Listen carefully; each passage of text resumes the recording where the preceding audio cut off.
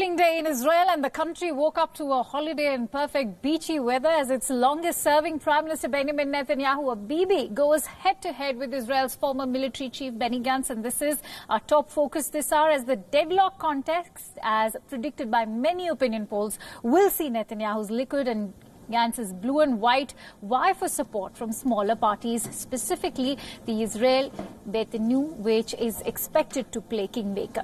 Now, early bird Israeli voters have already started casting their votes as the country goes to polls for the second time in just 5 months. In a short while from now, Benjamin Netanyahu himself and his wife Sarah will be seen casting their ballots in Jerusalem.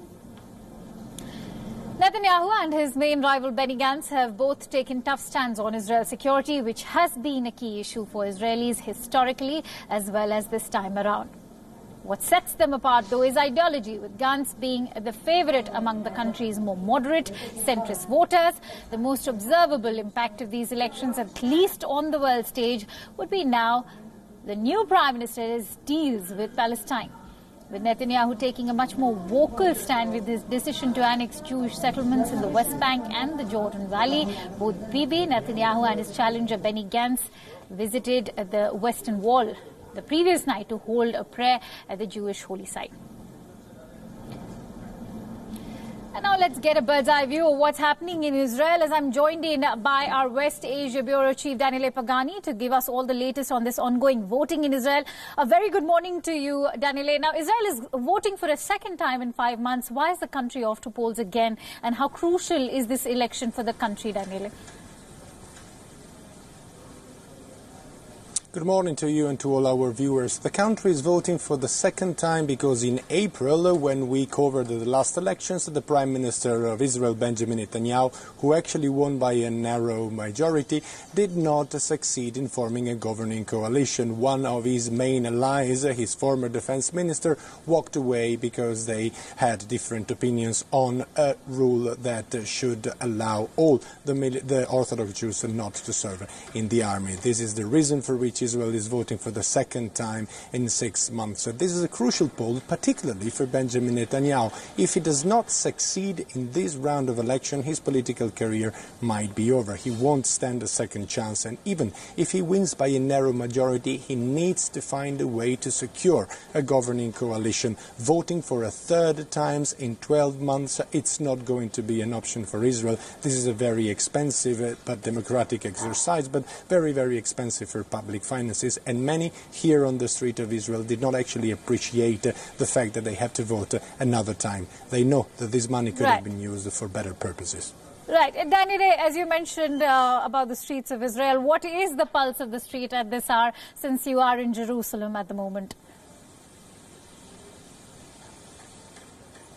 The pulse of the street is very, very difficult to grasp. I have found a very, very divided Israeli society. Many Israelis told me that they really did not appreciate the fact that Benjamin Netanyahu, instead of giving to his opponent the chance to form a government after the past elections, decided to call the people out to vote again. So they are very disaffected, and many of them are angry. But on the other hand, I've met many right-wing voters who are actually afraid of the fact that Prime Minister Benjamin Netanyahu could lose, and they plan to turn out en masse to vote him and to support him in order to secure a government for Israel. They know that no government is absolutely not an option, particularly right now when the security situation is very, very dangerous all across West Asia. Israel is involved in many military campaigns against many military actors. Hence, there is the need of a government, a stable government right now. All right. Daniele, I would like you, for our viewers, to break down the possible scenarios and outcomes that are staring at the face of Israel, because is another stalemate a possibility? And what happens if this stalemate actually takes place? Could Israel head into a political paralysis?